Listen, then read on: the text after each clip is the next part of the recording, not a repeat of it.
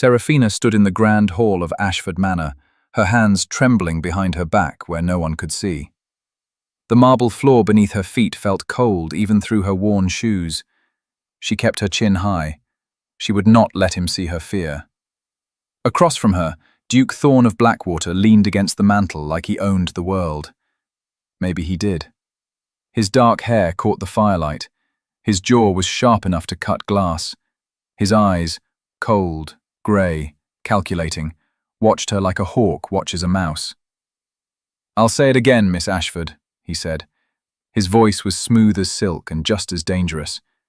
"Marry me, or I will destroy everything your family has left." Serafina's heart pounded in her chest. She could feel the blood rushing in her ears. Behind her, she heard her mother's soft gasp. Her younger sister Lily clutched her hand. Her father sat in his chair by the window, silent and pale. This man had already taken so much. Her father's business, their estate, their good name in society. Now he wanted more. He wanted her. "Why?" The word slipped out before she could stop it. "Why me? You could have any woman in England." Thorne pushed off the mantle. He walked toward her, slow and deliberate. Each step echoed in the silent room. He stopped just close enough that she could smell his cologne, cedar and something darker. "Because you're the only one who ever said no to me," he said. His lips curved into a smile that didn't reach his eyes. "And because your father owes me more than he could repay in 10 lifetimes. Serafina's nails bit into her palms. She wanted to slap him. She wanted to scream, but she couldn't. Not with her family watching, not with everything at stake. "And if I refuse?" she asked. Thorne tilted his head. "Then by tomorrow morning the world will know every shameful secret your father has been hiding. The debts, the gambling, the forged documents." He paused. "Your sister will never marry. Your mother will be shunned. And your father—" He glanced at the broken man by the window. "Well, debtor's prison is not kind to men his age." Serafina felt something crack inside her chest. Rage, maybe. Or despair. She couldn't tell anymore. She looked at her family. Her mother's face was wet with tears. Lily's eyes were wide and frightened. Her father wouldn't even look at her. They needed her. They had always needed her. She turned back to Thorne. She lifted her chin higher. And then she did something he clearly didn't expect. She smiled.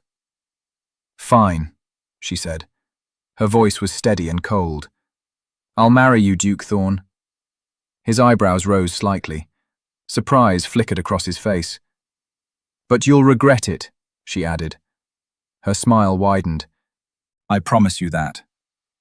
For just a moment, something shifted in his expression. Confusion, maybe. Or was it respect? But then his mask slid back into place. "We'll see about that, Miss Ashford," he said. "The wedding will be in 3 weeks." He turned and walked toward the door. His boots clicked against the marble. He didn't look back. When the door closed behind him, Serafina's mother rushed to her side. "Oh, darling, you don't have to—" "Yes, I do," Serafina said. She pulled her hand free gently. "It's already done." She walked to her father's chair. She knelt beside him. His hands shook in his lap. "Papa," she whispered, "look at me." Slowly, her father raised his eyes. They were red and hollow. "I'm so sorry," he choked out. "I'm so sorry, my girl." Serafina took his hands. "It's all right.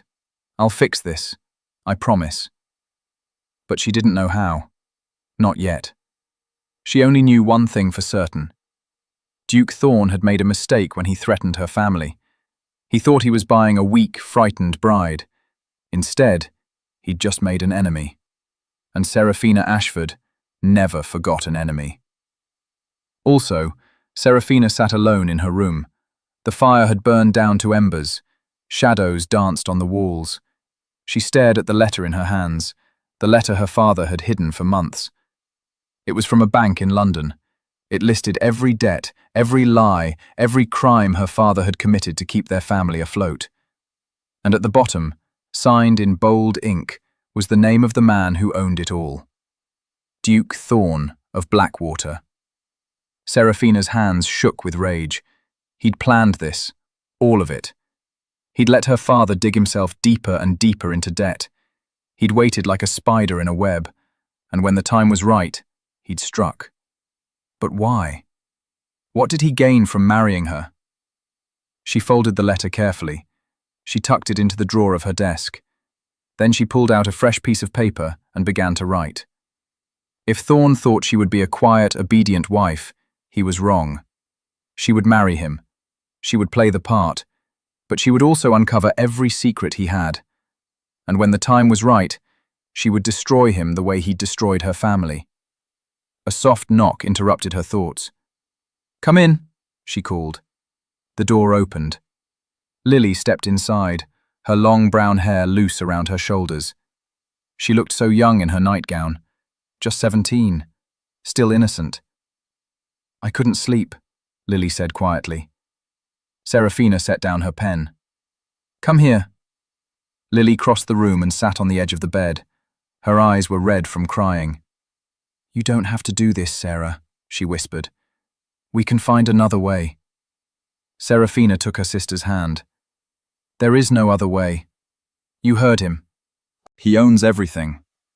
"But you'll be trapped," Lily said. Her voice broke. "Married to a man you hate." Seraphina squeezed her hand. "I won't be trapped. I'll be inside his world, close enough to find his weaknesses, close enough to fight back." Lily searched her face. "You're planning something." "I'm always planning something," Seraphina said with a small smile. Lily didn't smile back. "Be careful, Sarah. Men like him, they don't lose." "Then I'll be the first to beat him," Seraphina said. But deep down, she wasn't sure if she believed it. 3 days later, Seraphina received a summons to Blackwater Hall, Thorn's estate. The message was brief and cold. He wanted to discuss the wedding arrangements. She arrived by carriage in the late afternoon. Blackwater Hall rose from the countryside like a fortress. Dark stone walls, tall towers, windows that glittered like eyes. It looked like the kind of place where secrets went to hide. A butler met her at the door. He was tall and thin with a face like carved stone. He didn't smile. "Miss Ashford," he said with a stiff bow. "His Grace is waiting in the library." Seraphina followed him through the halls. Everything was dark wood and heavy curtains. Portraits of stern-faced ancestors lined the walls. They seemed to judge her as she passed. The library was at the end of a long corridor. The butler opened the door and stepped aside. Seraphina walked in. The room was massive. Shelves stretched from floor to ceiling, packed with books. A fire crackled in the hearth. And in the center of it all, sitting behind a desk, was Thorn. He didn't look up when she entered. He was reading something. A letter, maybe, or a contract. His brow was furrowed in concentration. For a moment, Seraphina just watched him. In the firelight, he looked almost human. Not the monster who'd threatened her family. Just a man. Then he glanced up, and the illusion shattered. "Miss Ashford," he said. He set down the paper. "Punctual. I appreciate that." "I didn't think I had a choice," she replied coolly. His lips twitched, almost a smile. "You don't." He gestured to the chair across from him. "Sit." She did, keeping her back straight and her hands folded in her lap. She wouldn't give him the satisfaction of seeing her nervous. Thorn leaned back in his chair. He studied her like she was a puzzle he was trying to solve. "You surprised me the other day," he said. "Did I?"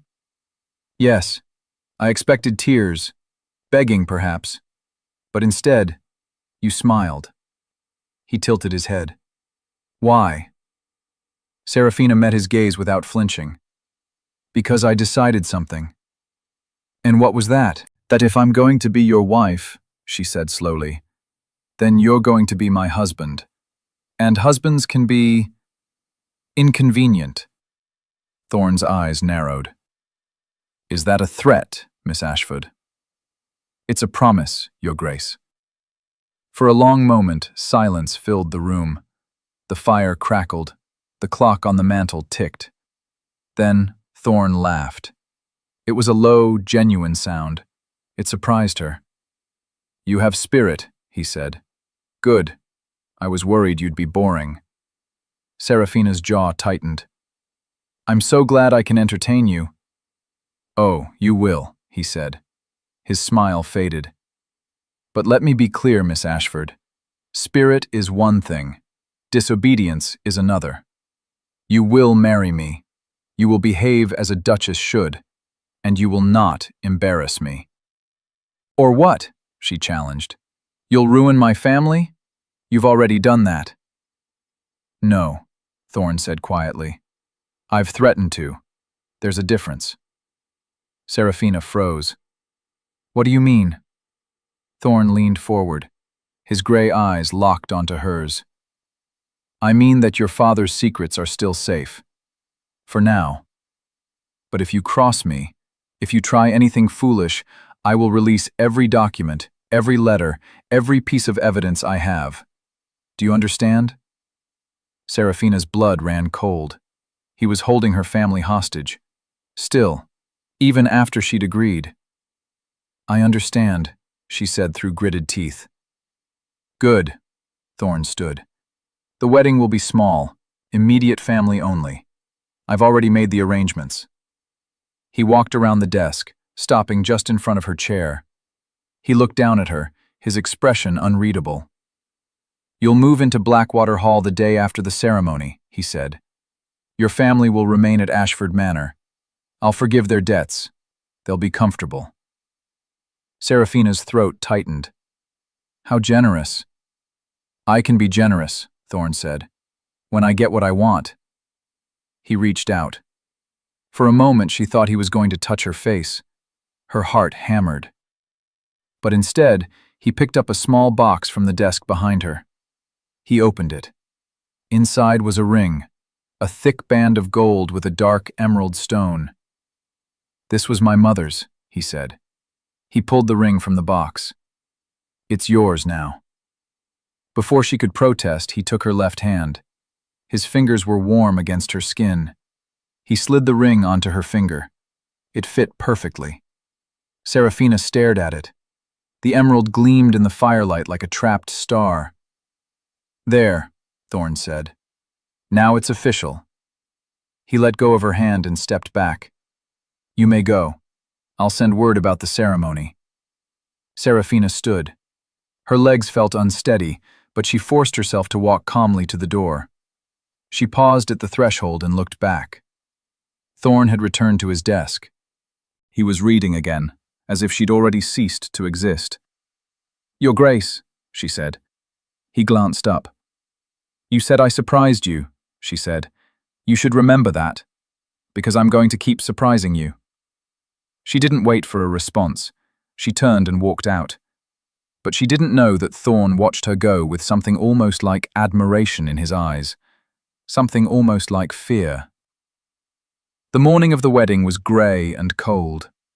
Rain tapped against the windows of Ashford Manor like impatient fingers. Serafina stood in front of the mirror while her mother fastened the buttons on her dress. The gown was beautiful. Ivory silk with lace sleeves, a long train, a veil that fell like a waterfall down her back. It felt like a costume. "You look like an angel," her mother whispered. Her eyes were wet with tears. Serafina forced a smile. "I don't feel like one." Her mother's hands stilled. "Sarah, are you sure about this?" Serafina met her mother's eyes in the mirror. "No, but it's too late now." A soft knock came at the door. Lily stepped inside, carrying a bouquet of white roses. "It's time," she said quietly. Serafina took a deep breath. She turned away from the mirror. She took the bouquet from Lily's hands. "Let's get this over with," she said. The ceremony was held in the small chapel on the Blackwater estate. Just as Thorne had promised, only immediate family attended. Her parents, Lily, and on Thorne's side, no one. Serafina found that strange. A duke with no family, no friends. What kind of man was he? The chapel was dim and smelled of old stone and candle wax. Serafina walked down the aisle alone.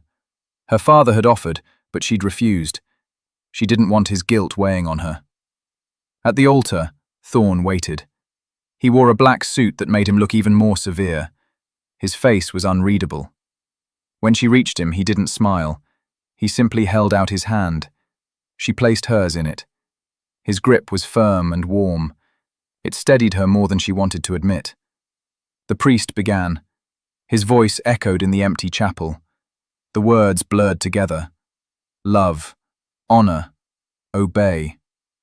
Serafina barely heard them. She was too focused on the man beside her, on the way his jaw tightened when the priest mentioned love, on the way his thumb brushed, just once, against the back of her hand.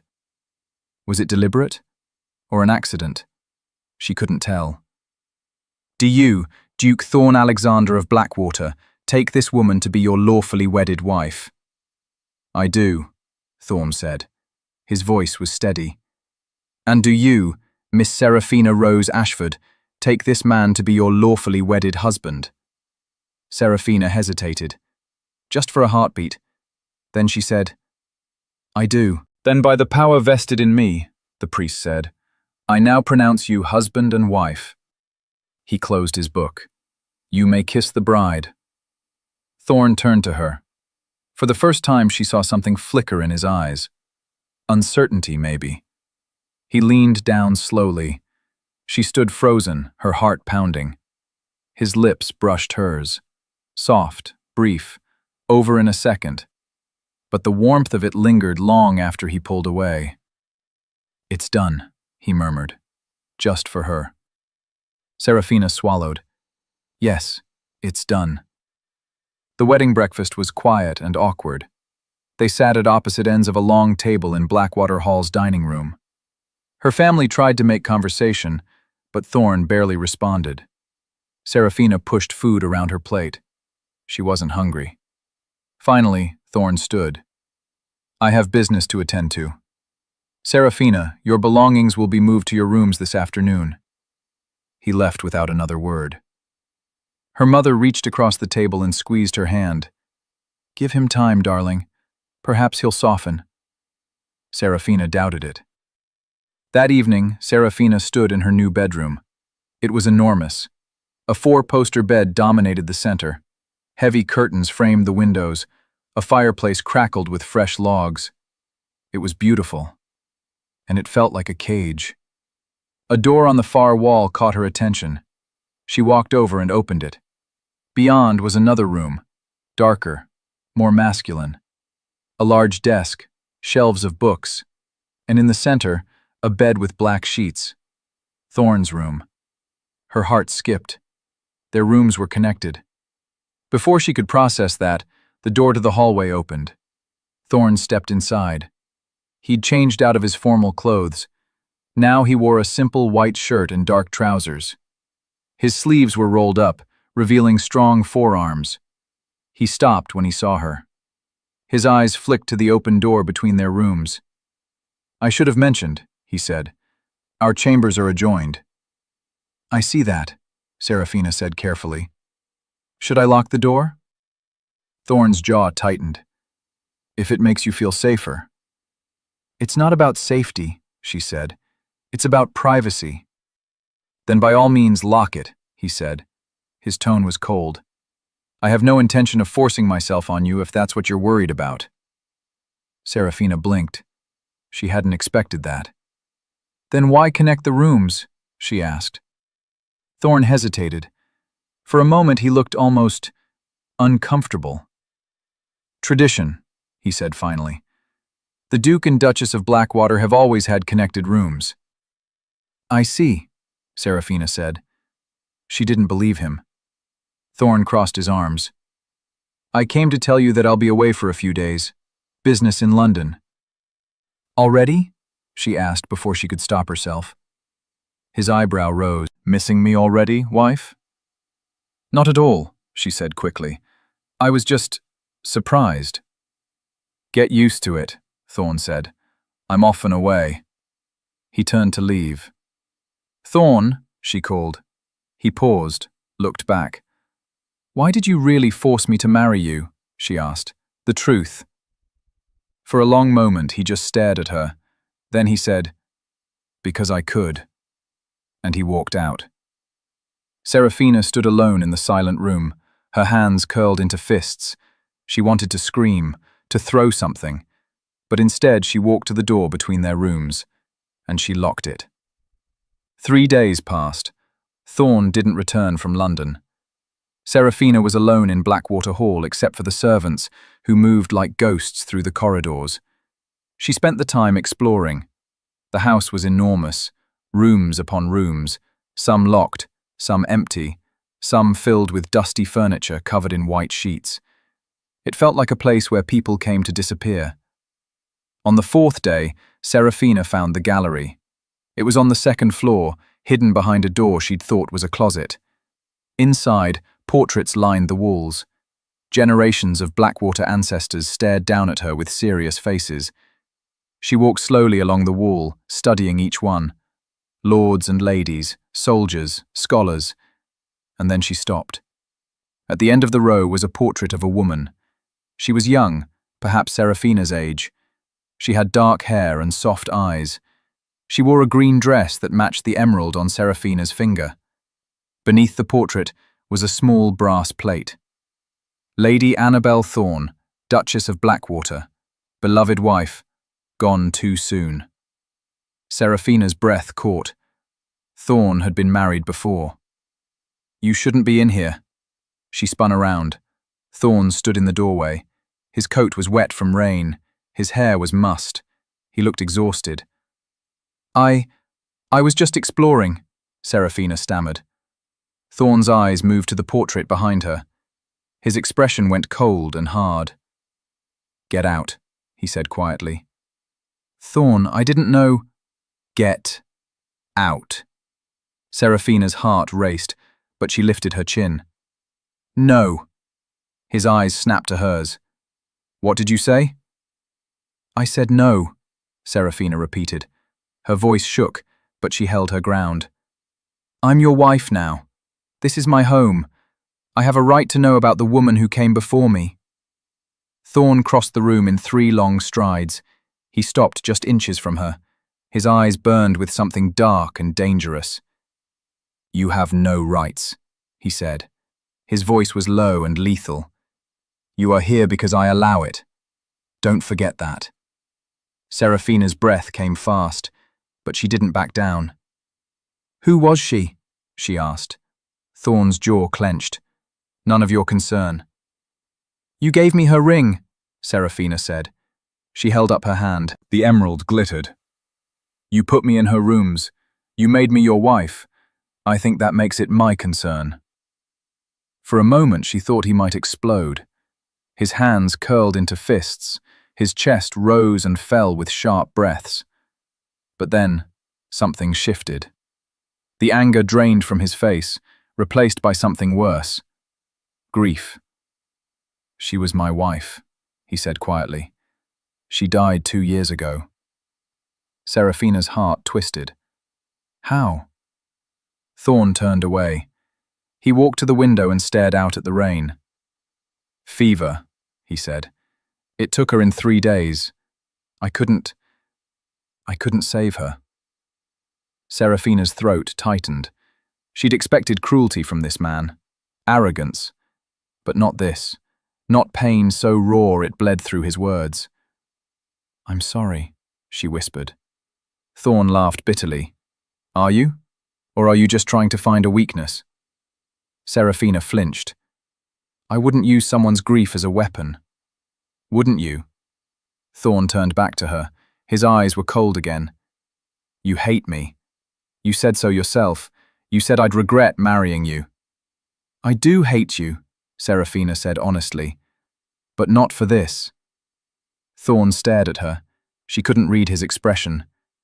Get out, he said again. But this time his voice was tired, empty. Serafina hesitated, then she walked to the door. She paused on the threshold. For what it's worth, she said softly, I think she would have wanted you to move on. She didn't wait for a response. She left him alone with his ghosts. But later that night, lying in her bed, Serafina couldn't stop thinking about the portrait, about the sadness in Thorne's eyes, about the fact that maybe, just maybe, he wasn't the monster she'd thought. And that terrified her more than anything. The next morning, Serafina woke to a knock on her door. A maid entered with a tray, tea, toast, and a single white rose in a glass vase. From His Grace, the maid said shyly. Serafina stared at the rose. No note, no explanation, just the flower. What did it mean? She didn't see Thorne for the rest of the day, but that evening, when she came down for dinner, she found him waiting in the dining room. He stood when she entered. Serafina. She blinked. He'd never used her first name before. Your Grace, she said carefully. He pulled out a chair. Sit, please. She did, watching him warily. Thorne took his own seat. For a moment, he just looked at her. Then he said, I owe you an apology. Serafina's eyes widened. You…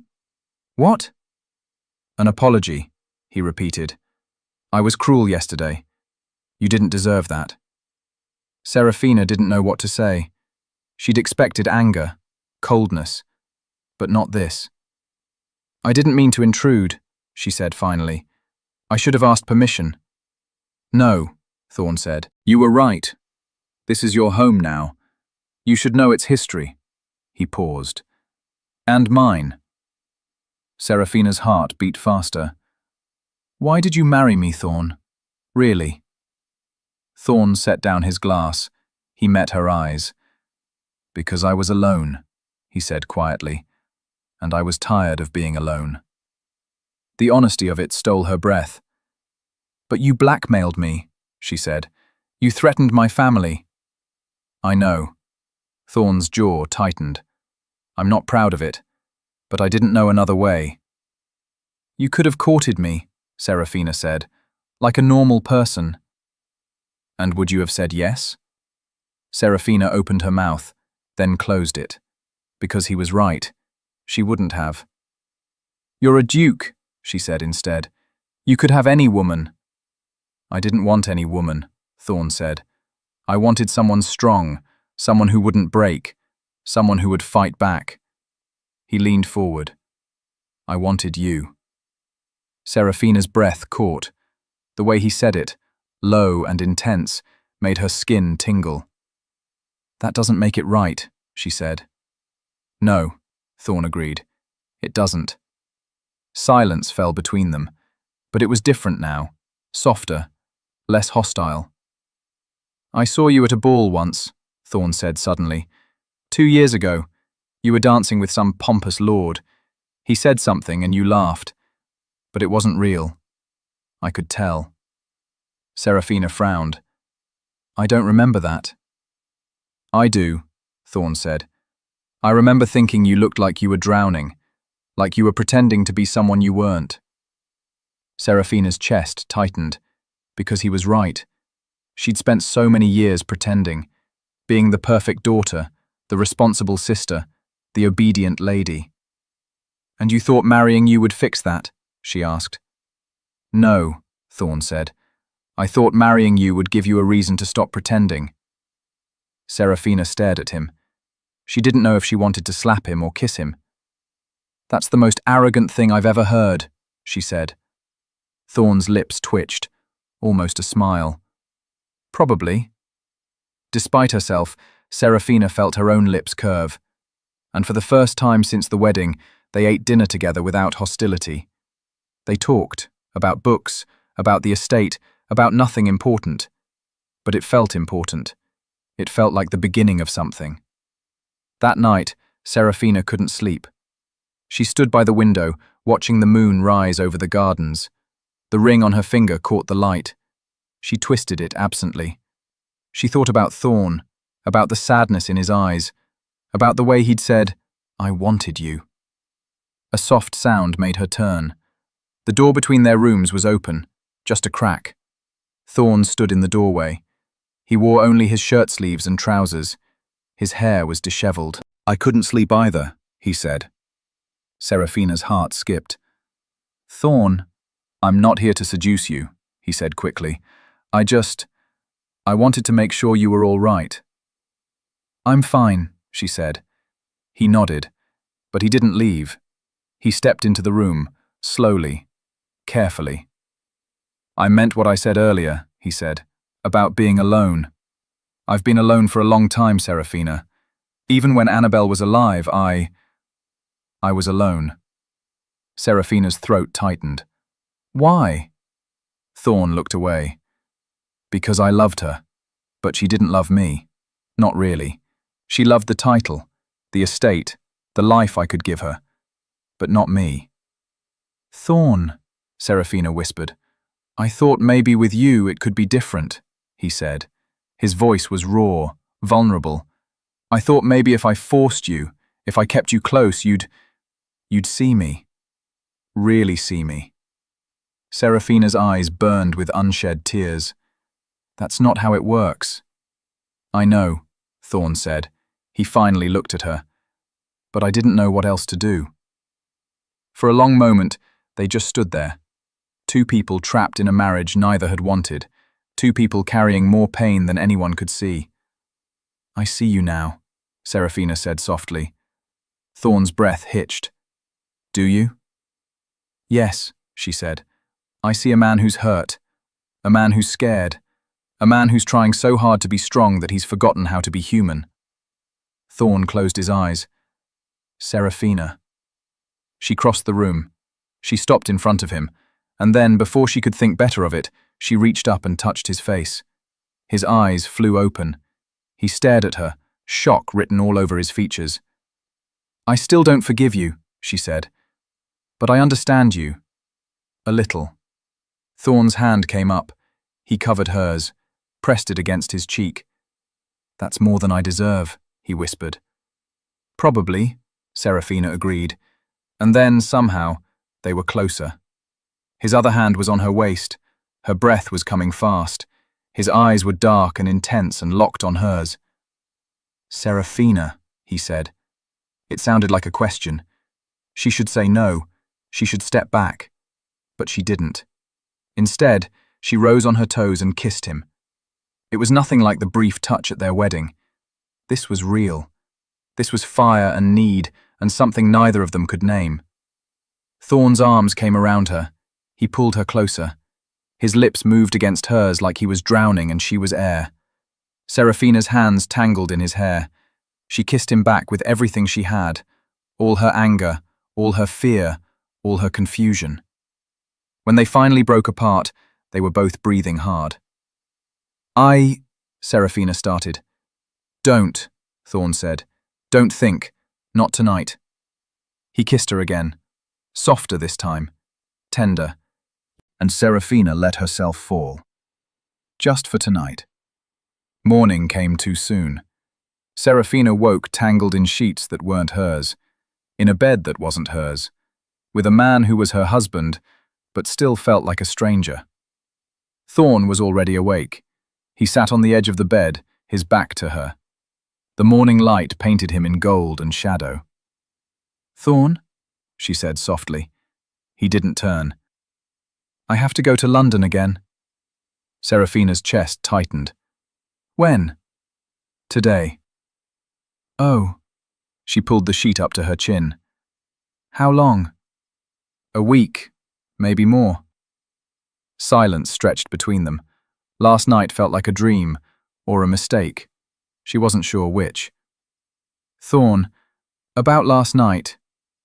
"It doesn't change anything," he said. His voice was flat. "We're still trapped, both of us." Serafina flinched. "Is that what you think this is? A trap?" Thorne finally turned to look at her. His eyes were guarded again. The vulnerability from last night was gone. "Isn't it?" he asked. Serafina didn't have an answer. Thorne stood. He pulled on his shirt. "I'll send word when I return." And then he was gone. Serafina sat alone in his bed, feeling more confused than ever. A week passed, then 2. Thorn didn't return. He didn't send word. Serafina tried not to care. She told herself she was glad to be alone, glad to be free of him. But the truth was, she missed him. The talks over dinner, the way he looked at her, the way he'd kissed her like she was something precious. She hated herself for missing him.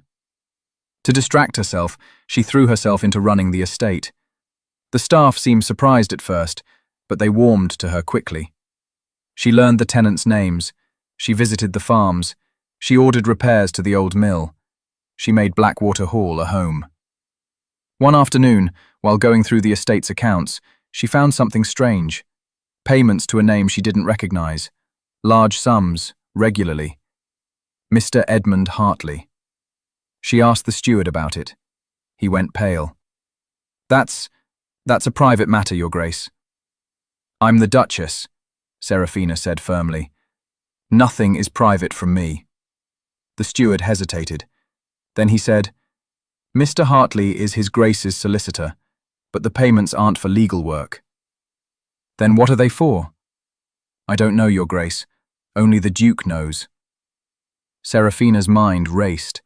What was Thorn paying for? And why keep it secret? She made a decision. If Thorn wouldn't tell her the truth, she'd find it herself. 3 days later, Serafina travelled to London.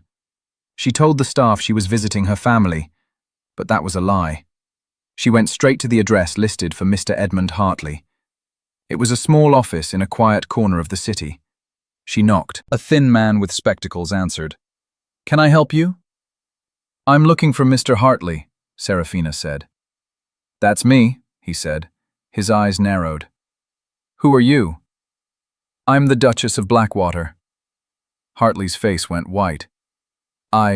Your Grace, I wasn't expecting—" "I want to know why my husband pays you," Serafina said. "And I want the truth." Hartley swallowed. "I can't. It's confidential." "I'm his wife," Serafina said. "Tell me." Hartley looked torn. Then he sighed. "Come inside." She followed him into a cramped office filled with papers and books. He gestured to a chair.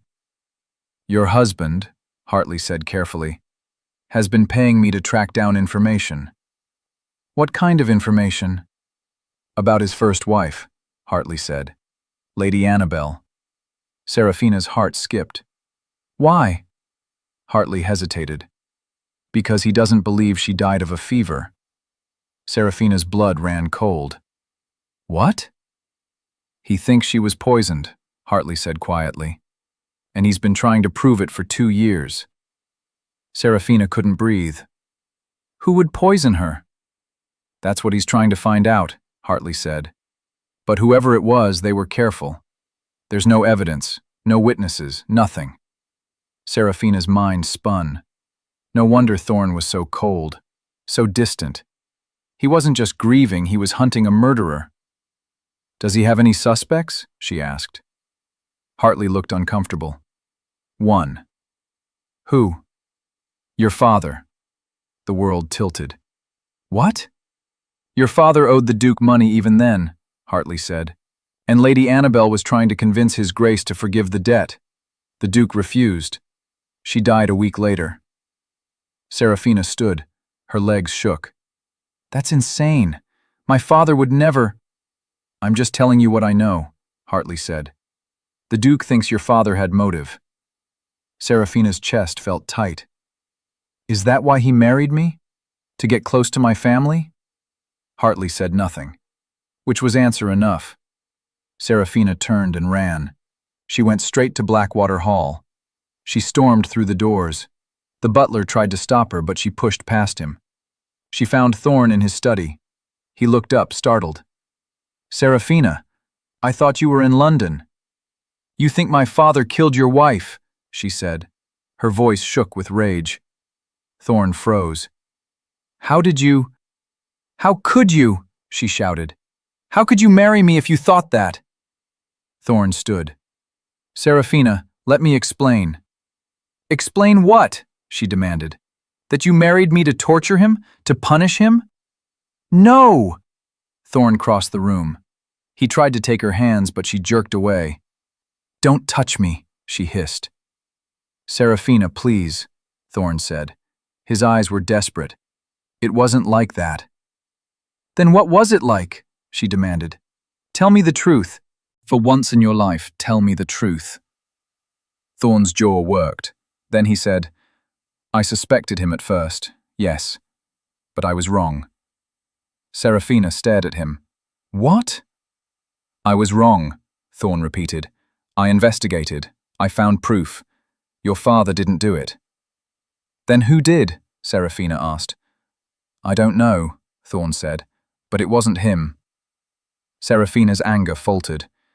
If you knew he was innocent, why did you still blackmail him? Thorn looked away. Because I'd already started, and I didn't know how to stop. That's not an answer, Serafina said. Because I wanted you, Thorn shouted. All right? I wanted you. And I knew if I told you the truth, if I told you I'd suspected your father of murder, you'd never forgive me. So I kept it hidden. I thought maybe I could fix things. Maybe I could find the real killer and make everything right. Serafina's eyes burned. You should have told me. I know, Thorn said. His voice cracked. I know. I'm sorry. Serafina turned away. Tears streamed down her face. I can't do this. Serafina. I can't, she said. I can't be married to someone who lies, who manipulates, who plays games with people's lives. I'm not playing games anymore, Thorn said. I swear to you, I just want… What? Serafina turned back to him. What do you want, Thorn? You, he said simply. I just want you. Serafina's heart broke, because she wanted him too. Despite everything, despite the lies and the blackmail and the secrets. But wanting wasn't enough. I need time, she whispered. Thorn's face fell, but he nodded. All right. Serafina walked to the door. She paused. Find the killer, Thorn. Find out who really killed Annabelle. And then maybe we can talk. I will, Thorn said. I promise. Serafina left, and Thorn stood alone in the study, surrounded by his ghosts. For 3 weeks, Serafina stayed in the west wing of Blackwater Hall. Thorn stayed in the east. They passed each other in the halls like strangers, but at night, Serafina would lie awake and wonder what he was doing. If he was sleeping, if he was thinking about her. She hated that she cared. One evening, a maid brought her a message. It was from Thorn. I need to show you something. Please, meet me in the library. Serafina almost ignored it, but curiosity got the better of her. She went. Thorn was waiting. He looked exhausted. His eyes were shadowed. His hair was mussed like he'd been running his hands through it. What is it? She asked coolly. Thorn gestured to the desk. It was covered in papers, letters, documents. I found something, he said. Serafina stepped closer. She looked at the papers. One was a letter addressed to Annabelle. The handwriting was elegant and looping. My dearest Annabelle, you must stop trying to convince him. He will never forgive the debt, and if you persist, you'll leave me no choice. I will protect our future, no matter the cost. Serafina's breath caught. Who wrote this? Lord Edmund Vale, Thorn said. Annabelle's cousin. I don't understand, Serafina said. Neither did I at first, Thorn said. But then I dug deeper. Vale was in debt too. Badly. And he was Annabelle's only living relative. If she died, he inherited her dowry. Serafina's eyes widened. He killed her for money. I think so, Thorn said, but I can't prove it. Not yet. Why show me this? Serafina asked. Thorn met her eyes. Because I need your help. Serafina's heart skipped. My help? Vale is hosting a ball next week, Thorn said. If I go, he'll be suspicious.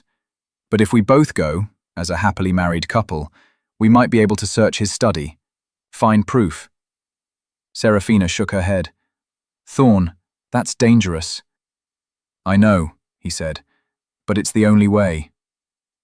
Serafina looked at the letter again. She thought about Annabelle, about the portrait in the gallery, about a woman who died too young because someone wanted money. All right, she said. I'll help you. Thorn's eyes lit with something like hope. Thank you. But after this, Serafina said, I want the truth, about everything. No more secrets. No more secrets, Thorn agreed. The night of the ball, Serafina wore a gown of deep blue silk. Her hair was pinned up with diamond clips. The emerald ring glittered on her finger. Thorn wore a black suit with a silver waistcoat. He looked every inch the powerful duke. But when he saw her, he stopped. His eyes went wide. You look... He trailed off. What? Serafina asked. Beautiful, he said softly. You look beautiful. Serafina's cheeks warmed. Thank you. They travelled to Vale's estate in silence. The ball was already underway when they arrived. Music spilled from the open doors. Couples danced in the grand ballroom.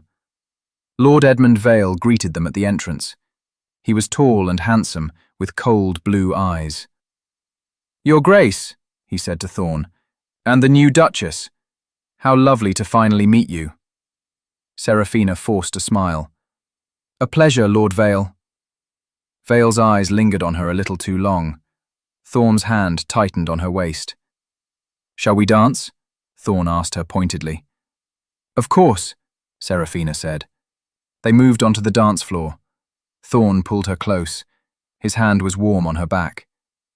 Stay close to me, he murmured. Don't let him separate us. I won't, Serafina promised. They danced 3 songs. Then Thorn whispered, I'm going to find his study. Keep him distracted. How? Serafina hissed. You'll think of something, Thorn said. He kissed her temple. Be careful. And then he was gone, slipping into the crowd. Serafina's heart pounded. She looked around. Vale was watching her from across the room. She took a deep breath. Then she walked straight toward him. Lord Vale, she said brightly, would you honor me with a dance? Vale's eyebrows rose. I'd be delighted, Your Grace. He led her onto the floor. His hand was cold and clammy. Serafina suppressed a shiver. Your husband is a lucky man, Vale said as they moved. Thank you, Serafina said. Tell me, Vale said. His eyes were sharp. How did you two meet? I heard the courtship was quite sudden. Serafina's mind raced. It was love at first sight, she lied smoothly. Sometimes you just know. Vale said. How romantic. But he didn't sound like he believed her. The song ended. Vale bowed. Thank you for the dance, Your Grace. Serafina curtsied. She turned to leave. Vale's hand closed around her wrist. Actually, he said. His smile didn't reach his eyes. There's something I'd like to show you. A painting I recently acquired. I think you'd appreciate it. Serafina's pulse spiked. I really should find my husband. It will only take a moment, Vale said. His grip tightened. Serafina's heart raced. But she forced a smile. Of course. Vale led her out of the ballroom, down a corridor, away from the crowd. Serafina's mind screamed at her to run, but she needed to buy Thorn time. Vale opened a door. Inside was a small sitting room, dark, empty. Where's the painting? Serafina asked. Vale closed the door behind them. He locked it. There is no painting, he said. Serafina's blood turned to ice. Lord Vale. You're a terrible liar, Your Grace, Vale said. He stepped closer. Did you really think I wouldn't notice your husband sneaking away? Did you think I didn't know why you're here? Serafina backed up. I don't know what you mean. You're looking for proof, Vale said. Proof that I killed Annabelle. But you won't find it. I was very careful. Serafina's breath came fast. You admit it? Why not? Vale shrugged. You're not leaving this room alive. He pulled a knife from his coat. Serafina screamed. Thorn heard the scream from Vale's study. His blood turned to ice. Serafina. He ran. He didn't think. He just ran. He found the sitting room. The door was locked. He slammed his shoulder against it. Once. Twice. On the third try, it broke open. Inside, Vale had Serafina backed against the wall. The knife gleamed in his hand. Thorn saw red.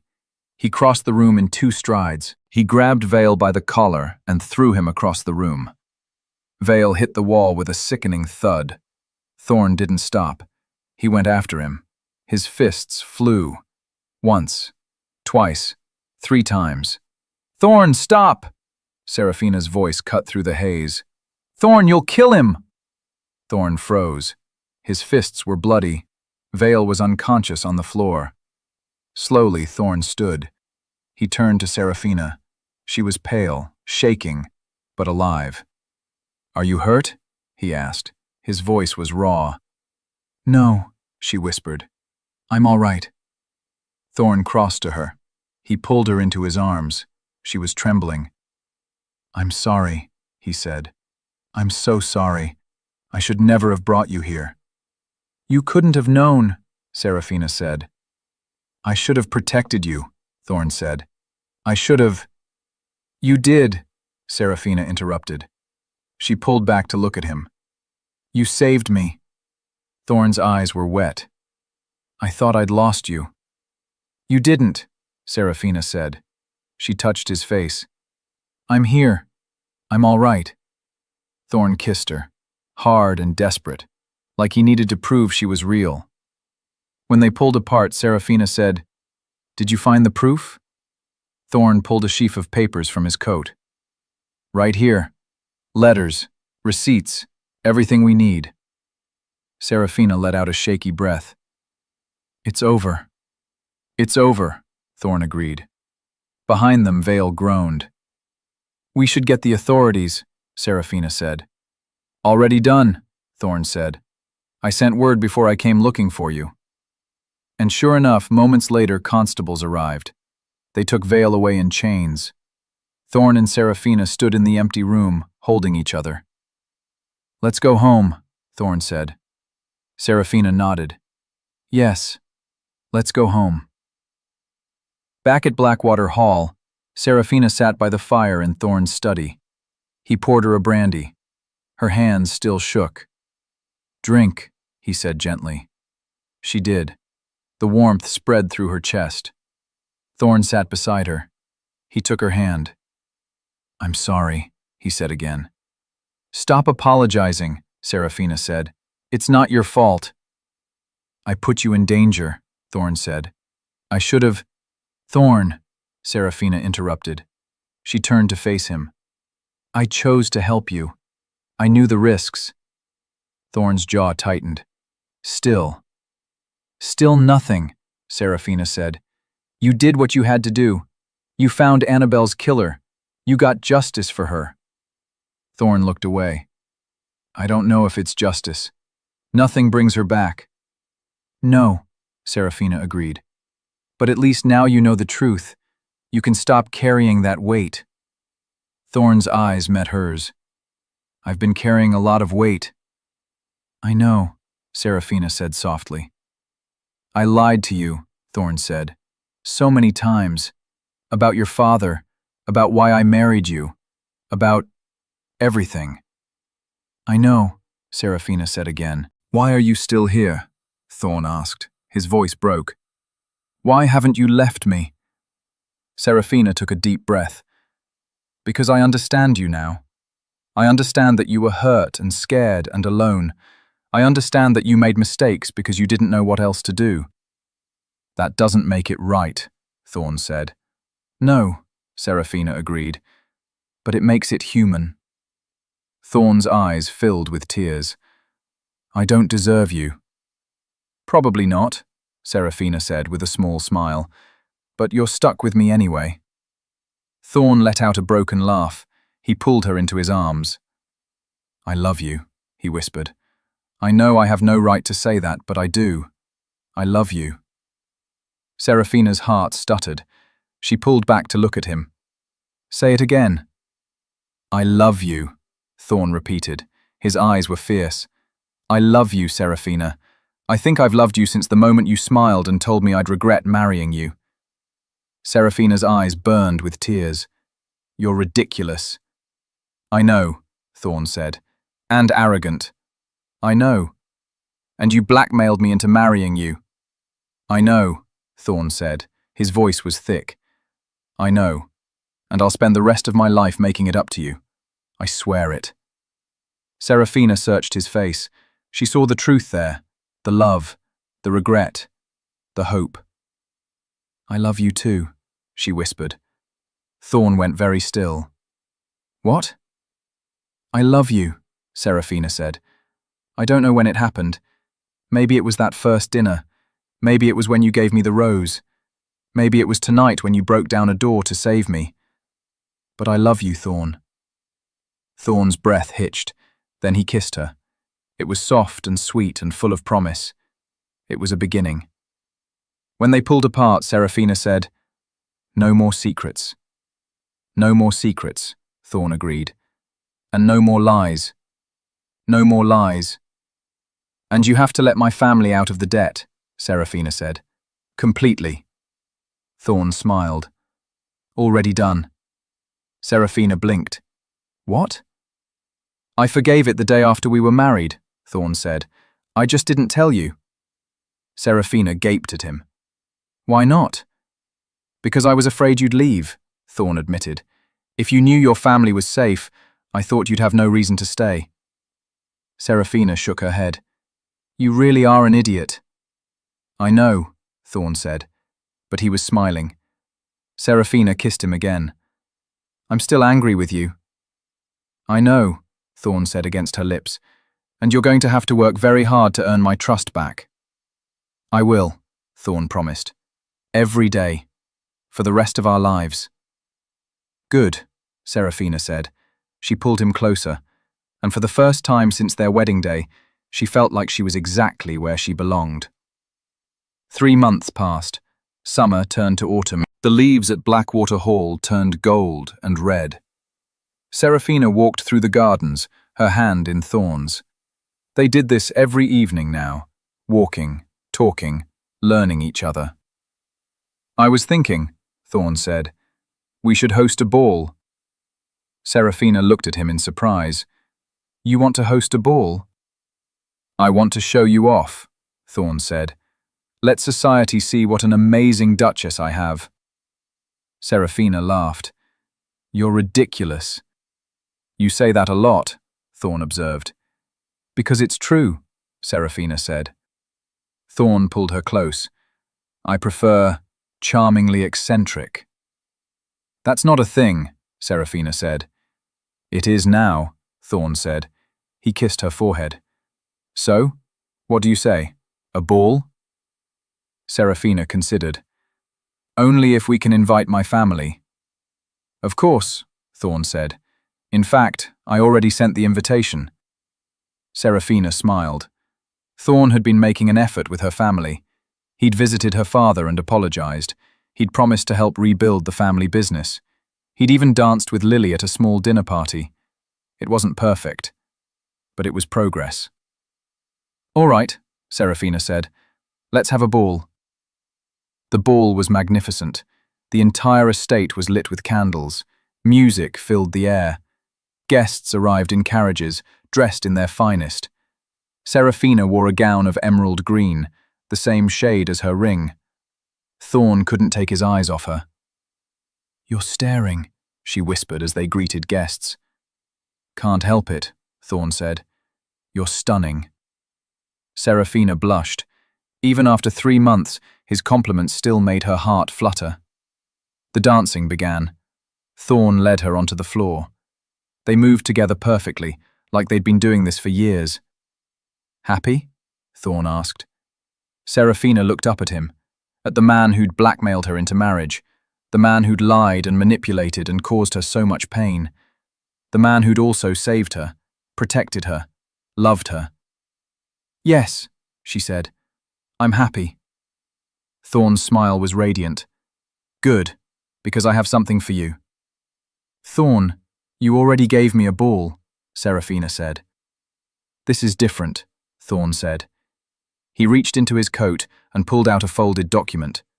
Serafina took it. She opened it carefully. It was a deed. To Ashford Manor. "What is this?" she asked. "I bought it back," Thorn said. "From the creditors. It's yours now. Your family's home." Serafina's eyes filled with tears. "Thorn." "I know it doesn't fix what I did," Thorn said, "but I wanted to give them back what they lost, what I took from them." Serafina threw her arms around his neck. She didn't care that they were in the middle of the dance floor. She didn't care that people were watching. "Thank you," she whispered. Thorn held her tight. "Anything for you." When they pulled apart, Serafina saw her family across the room. Her mother was crying. Her father looked stunned. Lily was beaming. "Did you tell them?" Serafina asked. "Not yet," Thorn said. "I wanted you to." Serafina kissed him, quick and sweet. Then she grabbed his hand. "Come on." They walked over to her family together. Serafina held out the deed. "Papa," she said, "Ashford Manor is yours again." Her father stared at the document, then at Thorn, then at Serafina. I don't understand," he stammered.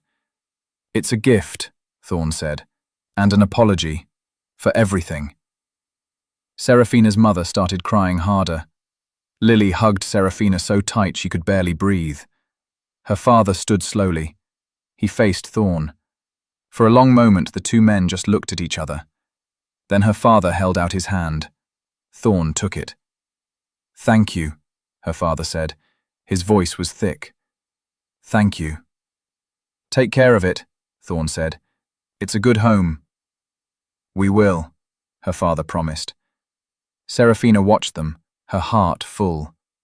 This was what she'd wanted. Her family safe, her home restored, and a man who was trying, really trying, to be better. Later that night, after the guests had gone, Serafina and Thorn stood on the balcony of their room. The stars were bright overhead. The air was cool and sweet. "Do you regret it?" Thorn asked suddenly. "Regret what?" Serafina asked. "Marrying me," Thorn said. "I know I forced you. I know you didn't want this." Serafina turned to face him. She took his hands. "I did regret it," she said honestly. "At first, I hated you. I wanted to hurt you the way you'd hurt me." Thorn flinched, but he didn't look away. "But then I got to know you," Serafina continued. "The real you, the man behind the title and the threats. And I realized something." "What?" Thorn asked. "That we're the same," Serafina said. "Both of us were trapped. Both of us were scared. Both of us were just trying to survive." Thorn's eyes were bright. "Serafina." "So no," she said. "I don't regret it. Not anymore." Thorn pulled her close. "I love you," he said. "So much."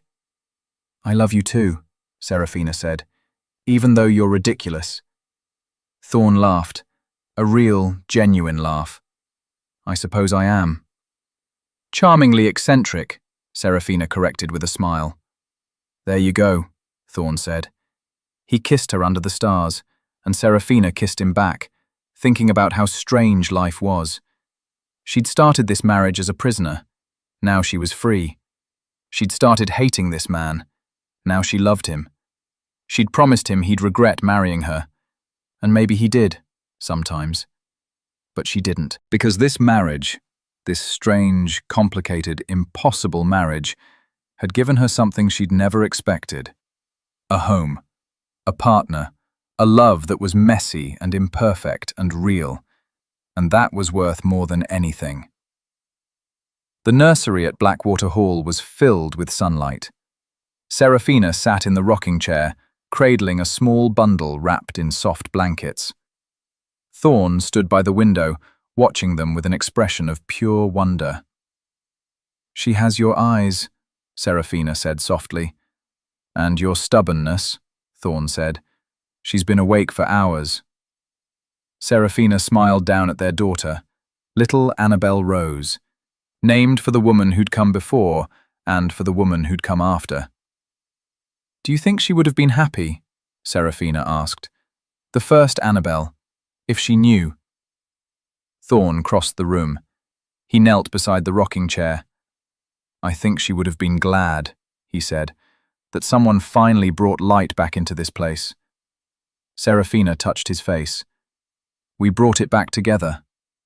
"Together," Thorn agreed. Their daughter yawned. Her tiny fist waved in the air. Thorn caught it gently. She gripped his finger with surprising strength. "She's going to be trouble," Thorn said. "Like her father," Serafina said. "And her mother," Thorn countered. Serafina laughed. "Fair enough." She looked around the nursery, at the toys already piled in the corner, at the mobile hanging above the crib, at the life they'd built together. A year ago, she'd stood in Ashford Manor and agreed to marry a man she hated, a man who'd threatened everything she loved. Now that man was her husband, her partner, the father of her child. Life was strange like that. "Thorn," she said. "I'm glad you threatened to ruin my family," she said. Thorn's head snapped up. "What?" Serafina smiled. "Because if you hadn't, I never would have married you, and I never would have found this." "Found what?" Thorn asked. "Happiness," Serafina said simply. Thorn's eyes filled with tears. He leaned forward and kissed her, soft and sweet. "I'm glad I threatened to ruin your family too," he said. Serafina laughed. "That's terrible." "But true," Thorn said. He looked down at their daughter. "I'd do it all again. Every mistake, every lie, if it meant I'd end up here. With you. With her." "No more lies, though," Serafina said. "No more lies," Thorn promised. And as they sat together in the sunlit nursery, holding their daughter, they both knew something for certain. This was home. This was love. This was exactly where they were meant to be. No matter how it started, no matter what threats were made, no matter what pain they'd caused each other. They'd found their way, together, and that was the greatest victory of all.